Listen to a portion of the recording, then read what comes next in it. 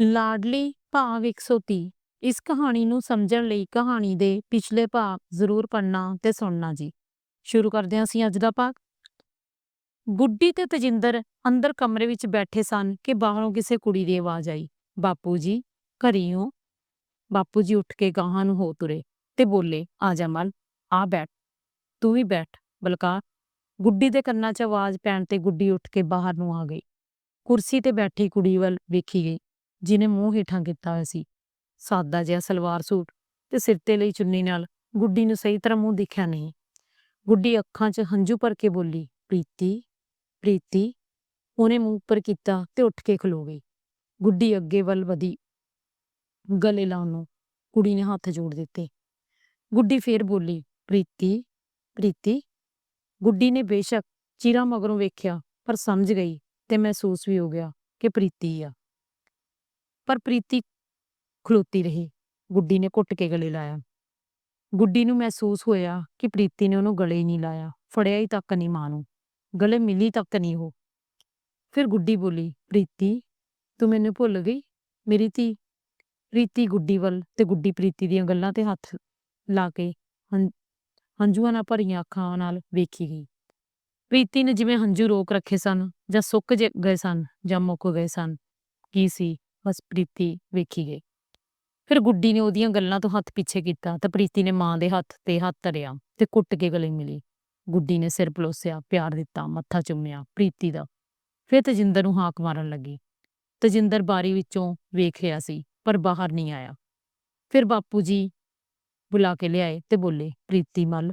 ਤਜਿੰਦਰ, ਤਜਿੰਦਰ, ਪ੍ਰੀਤੀ ਤੇਰੀ ਭੈਣ। ਪ੍ਰੀਤੀ ਨੇ ਤਜਿੰਦਰ ਨੂੰ ਹੱਥ ਜੋੜੇ। ਫਿਰ ਗੁੱਡੀ ਦੇ ਗਲ ਲੱਗ ਗਈ ਤੇ ਬੋਲੀ, ਮਾਏ ਤੂੰ ਠੀਕ ਹੈ? ਹਾਂ ਮੇਰੀ ਧੀ, ਮੈਂ ਠੀਕ ਹਾਂ, ਗੁੱਡੀ ਰੋਂਦੀ ਹੋਈ ਬੋਲੀ। ਗੁੱਡੀ ਪ੍ਰੀਤੀ ਦੀਆਂ ਦੋਹਾਂ ਹੱਥਾਂ ਨਾਲ ਗੱਲਾਂ ਫੜ ਕੇ ਪੁੱਛਣ ਲੱਗੀ, ਮੇਰੀ ਧੀ ਕਿਵੇਂ ਆ? ਤਾਂ ਪ੍ਰੀਤੀ ਬੋਲੀ, ਚੰਗੀ ਆ। ਫਿਰ ਬਲਕਾਰ ਵੱਲ ਇਸ਼ਾਰਾ ਕਰਕੇ ਬੋਲੀ, ਇਹ ਮੇਰਾ ਵੀਰ ਆ, ਭੂਆ ਦਾ ਮੁੰਡਾ ਬਲਕਾਰ। ਬਲਕਾਰ ਨੇ ਗੁੱਡੀ ਤੇ ਤਜਿੰਦਰ ਨੂੰ ਹੱਥ ਜੋੜੇ। ਗੁੱਡੀ ਇੰਨੀ ਖੁਸ਼ ਸੀ ਕਿ ਪ੍ਰੀਤੀ ਸਾਹਮਣੇ ਬੈਠ ਕੇ ਪ੍ਰੀਤੀ ਵੱਲ ਹੀ ਵੇਖੀ ਗਈ। ਫਿਰ ਤਜਿੰਦਰ ਵੀ ਇੱਕ ਪਾਸੇ ਬਹਿ ਗਿਆ, ਕਿਉਂਕਿ ਪ੍ਰੀਤੀ ਤਜਿੰਦਰ ਨੂੰ ਮਿਲੀ ਹੀ ਨਹੀਂ। ਜਿੱਦਾਂ ਉਹ ਚਾਹੁੰਦਾ ਸੀ ਕਿ ਭੈਣ ਆਪਣੇ ਵੀਰ ਨੂੰ ਮਿਲੇ, ਉਦਾਂ ਦਾ ਕੁਝ ਹੋਇਆ ਨਹੀਂ। ਤਜਿੰਦਰ ਥੋੜਾ ਉਦਾਸ ਹੋ ਗਿਆ। ਗੁੱਡੀ ਪ੍ਰੀਤੀ ਦੇ ਮੂੰਹ ਕੰਨੀ ਵੇਖੀ ਗਈ ਤੇ ਉਹਦੇ ਮੂੰਹ ਤੇ ਕੋਈ ਉਦਾਸੀ, ਗੰਭੀਰਤਾ ਤੇ ਹਾਸਾ ਤਾਂ ਜਿਵੇਂ ਕਦੇ ਹਾਸਿਆ ਨਹੀਂ ਹੁੰਦਿਆ ਉਹਨੇ। ਗੁੱਡੀ ਨੂੰ ਏਦਾਂ ਹੀ ਲੱਗਿਆ। ਪ੍ਰੀਤੀ ਦੇ ਚਿਹਰੇ ਤੇ ਸ਼ਾਇਦ ਕੋਈ ਖੁਸ਼ੀ ਵੀ ਨਹੀਂ ਸੀ ਆਪਣੀ ਮਾਂ ਨੂੰ ਦੇਖਣ ਦੀ, ਮਿਲਣ ਦੀ। ਗੁੱਡੀ ਪ੍ਰੀਤੀ ਨੂੰ ਬਸ ਲਗਾਤਾਰ ਦੇਖੀ ਗਈ, ਬਸ ਦੇਖੀ ਗਈ।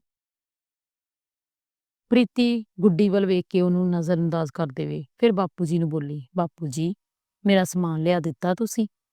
ਬਾਪੂ ਜੀ ਬੋਲੇ, ਹਾਂ ਮਲ, ਲਿਆ ਦਿੱਤਾ। ਆ ਏਦਾਂ ਵਰਤਣਾ, ਆ ਉਦਾਂ, ਆ ਵੱਧ ਨਹੀਂ ਪਾਉਣਾ, ਆ ਘੱਟ ਨਹੀਂ ਪਾਉਣਾ, ਬਾਪੂ ਜੀ ਸਮਝਾਉਣ ਲੱਗੇ। ਪ੍ਰੀਤੀ ਕਹਿਣ ਲੱਗੀ, ਹੁਣ ਬਾਪੂ ਜੀ ਸ਼ਾਇਦ ਆਇਆ ਨਾ ਜਾਵੇ। ਬਾਪੂ ਜੀ ਬੋਲੇ, ਕੋਈ ਨਹੀਂ ਮਲ, ਜਦੋਂ ਤੇਰਾ ਚਿੱਤ ਕਰਿਆ ਕਰੇ ਉਦੋਂ ਆ ਜਾਇਆ ਕਰ, ਪਰ ਇਹ ਨਾ ਕਿਹਾ ਕਰ ਕਿ ਆਇਆ ਨਾ ਜਾਵੇ। ਗੁੱਡੀ ਬਾਪੂ ਜੀ ਤੇ ਪ੍ਰੀਤੀ ਵੱਲ ਵੇਖੀ ਜਾਵੇ, ਆਇਆ ਨਾ ਜਾਵੇ, ਨਹੀਂ ਆਇਆ ਕਰ ਜਦੋਂ ਮਰਜੀ। ਗੁੱਡੀ ਮਨ ਵਿੱਚ ਬੋਲੀ ਗਈ। ਪ੍ਰੀਤੀ ਨੂੰ ਕੁਝ ਕਹਿਣ ਲੱਗੀ, ਪਰ ਕਿਹਾ ਨਾ ਜਾਵੇ।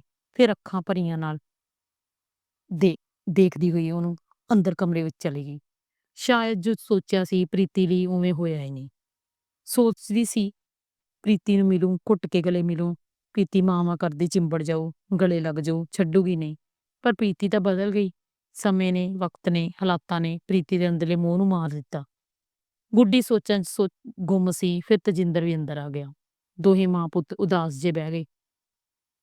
ਥੋੜੀ ਦੇਰ ਮਗਰੋਂ ਪ੍ਰੀਤੀ ਅੰਦਰ ਆਈ ਤੇ ਪਿੱਛੋਂ ਗੁੱਡੀ ਦੇ ਮੋਢੇ ਤੇ ਹੱਥ ਰੱਖਿਆ ਤੇ ਬੋਲੀ, ਕੀ ਹੋਇਆ ਮਾਏ, ਤੂੰ ਅੰਦਰ ਕਿਉਂ ਆ ਗਈ? ਗੁੱਡੀ ਥੋੜੀ ਖੁਸ਼ ਤੇ ਉਦਾਸੀ 'ਚ ਬੋਲੀ, ਵੈਸੇ ਹੀ ਮਲ, ਬੈਠ ਇੱਥੇ। ਪ੍ਰੀਤੀ ਗੁੱਡੀ ਦੇ ਸਾਹਮਣੇ ਬੈਠ ਗਈ। ਗੁੱਡੀ ਨੇ ਪ੍ਰੀਤੀ ਦੇ ਹੱਥ ਤੇ ਹੱਥ ਧਰਿਆ ਤੇ ਪ੍ਰੀਤੀ ਦੇ ਹੱਥ ਆਮ ਕੁੜੀਆਂ ਵਾਂਗ ਨਰਮ ਨਹੀਂ, ਸਗੋਂ ਕਠੋਰ ਜੇ ਜਾਪੜੇ ਸਨ ਗੁੱਡੀ ਨੂੰ। ਫਿਰ ਗੁੱਡੀ ਬੋਲੀ, ਪ੍ਰੀਤੀ ਇੱਕ ਗੱਲ ਪੁੱਛਾਂ ਤੇਥੋਂ? ਵੈਸੇ ਤਾਂ ਬਹੁਤ ਸਾਰੀਆਂ ਗੱਲਾਂ ਨੇ ਪੁੱਛਣ ਵਾਲੀਆਂ, ਬਹੁਤ ਸਾਰੇ ਸਵਾਲ ਨੇ ਮੇਰੇ, ਬਸ ਇੱਕ ਗੱਲ ਦਾ ਜਵਾਬ ਦੇ ਮੇਰੀ ਧੀਏ। ਤਾਂ ਪ੍ਰੀਤੀ ਬੋਲੀ, ਹਾਂਜੀ ਬੋਲੋ, ਪੁੱਛੋ। ਤਾਂ ਗੁੱਡੀ ਬੋਲੀ, ਤੈਨੂੰ ਮੈਂ ਯਾਦ ਆ? ਤੈਨੂੰ ਦਾਦੀ ਯਾਦ ਆ? ਤਜਿੰਦਰ ਯਾਦ ਆ ਤੈਨੂੰ? ਗੁੱਡੀ ਨੇ ਪ੍ਰੀਤੀ ਨੂੰ ਦਾਦੀ ਦੇ ਗੁਜ਼ਰਨ ਬਾਰੇ ਕੁਝ ਨਹੀਂ ਦੱਸਿਆ। ਪਰ ਪ੍ਰੀਤੀ ਬੋਲੀ, ਮਾਏ ਮੈਨੂੰ ਸਭ ਯਾਦ, ਮੈਂ ਕੁਝ ਨਹੀਂ ਭੁੱਲੀ। ਫਿਰ ਤੂੰ ਆਪਣੇ ਘਰ ਚੱਲ, ਮਾਂ ਆਪਣੀ ਨਾਲ। ਗੁੱਡੀ ਬੋਲੀ।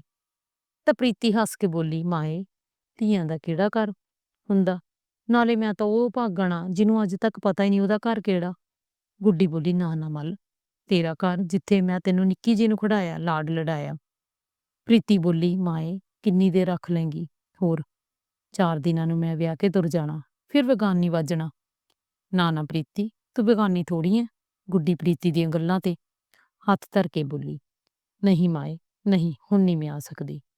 ਮੈਂ ਤਾਂ ਕਿਸੇ ਨੂੰ ਵੀ ਮਿਲਣਾ ਨਹੀਂ ਚਾਹੁੰਦੀ, ਪਰ ਆਪਾਂ ਇਨਸਾਨ ਆ, ਕਦੋਂ ਕਿੱਥੇ ਮੇਲ ਹੋ ਜਾਵੇ ਪਤਾ ਨਹੀਂ ਚੱਲਦਾ। ਪ੍ਰੀਤੀ ਬੋਲੀ, ਮੇਰਾ ਪਾਪਾ ਬਿਮਾਰ ਹੋ ਗਿਆ ਸੀ, ਠੀਕ ਨਹੀਂ ਰਹਿੰਦਾ, ਥਾਂ ਥਾਂ ਤੇ ਲੈ ਕੇ ਗਈ ਕਿਤੋਂ, ਫਰਕ ਨਹੀਂ ਪਿਆ।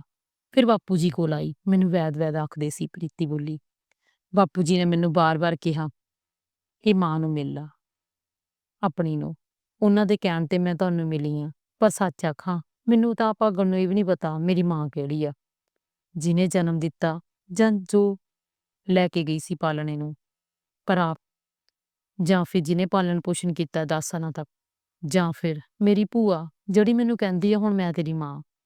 ਪ੍ਰੀਤੀ ਬੋਲੀ। ਗੁੱਡੀ ਪ੍ਰੀਤੀ ਵੱਲ ਵੇਖੀ ਗਈ। ਫਿਰ ਪ੍ਰੀਤੀ ਬੋਲੀ, ਮੇਰੀ ਰੋਕ ਹੋ ਗਈ ਆ, ਹਾਲੇ ਵਿਆਹ ਰੁਕਿਆ, ਮੈਨੂੰ ਇੱਕ ਹੋਰ ਮਾਂ ਮਿਲ ਜਾਓ, ਹੋਰ ਪਰਿਵਾਰ ਮਿਲ ਜਾਓ, ਪਰ ਰਹਿਣਾ ਮੈਂ ਸਭ ਲਈ ਬਗਾਨੀ ਆ। ਨਾ ਨਾ ਮੱਲ, ਐਦਾਂ ਕਿਉਂ ਕਹਿ ਰਹੀ ਆ? ਗੁੱਡੀ ਬੋਲੀ। ਪ੍ਰੀਤੀ ਅੰਦਰ ਸ਼ਾਇਦ ਡਾਢਾ ਦੁੱਖ ਸੀ, ਜੋ ਮਾਂ ਨਾਲ ਵੀ ਖੁੱਲ੍ਹ ਕੇ ਨਹੀਂ ਸਾਂਝਾ ਕਰ ਰਹੀ ਸੀ। ਤਜਿੰਦਰ ਪ੍ਰੀਤੀ ਵੱਲ ਵੇਖੀ ਗਿਆ ਤੇ ਕੋਲ ਆ ਕੇ ਪ੍ਰੀਤੀ ਦੇ ਸਿਰ ਤੇ ਹੱਥ ਧਰਿਆ। ਕਹਾਣੀ ਜਾਰੀ ਹੈ ਜੀ, ਮਿਲਦੇ ਹਾਂ ਅਗਲੇ ਭਾਗ ਵਿੱਚ, ਬਹੁਤ ਜਲਦੀ। ਜੁੜੇ ਰਹੋ। ਧੰਨਵਾਦ ਜੀ। ਤੁਹਾਨੂੰ ਇਹ ਕਹਾਣੀ ਕਿੱਦਾਂ ਦੀ ਲੱਗਦੀ ਆ? ਆਪਣੇ ਵਿਚਾਰ ਜ਼ਰੂਰ ਸਾਂਝੇ ਕਰਿਆ ਕਰੋ, ਤਾਂ ਜੋ ਮੈਂ ਕਹਾਣੀ ਦਾ ਅਗਲਾ ਭਾਗ ਜਲਦੀ ਤੋਂ ਜਲਦੀ ਪੇਸ਼ ਕਰਿਆ ਕਰਾਂ। ਆਪਣੇ ਵਿਚਾਰ ਸਾਂਝੇ ਕਰਨੇ ਨਾ ਭੁੱਲਿਓ। ਧੰਨਵਾਦ ਜੀ। ਤੁਹਾਨੂੰ ਇਹ ਕਹਾਣੀ ਕਿਵੇਂ ਦੀ ਲੱਗ ਰਹੀ ਹੈ?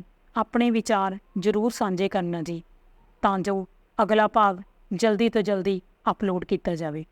ਧੰਨਵਾਦ ਜੀ।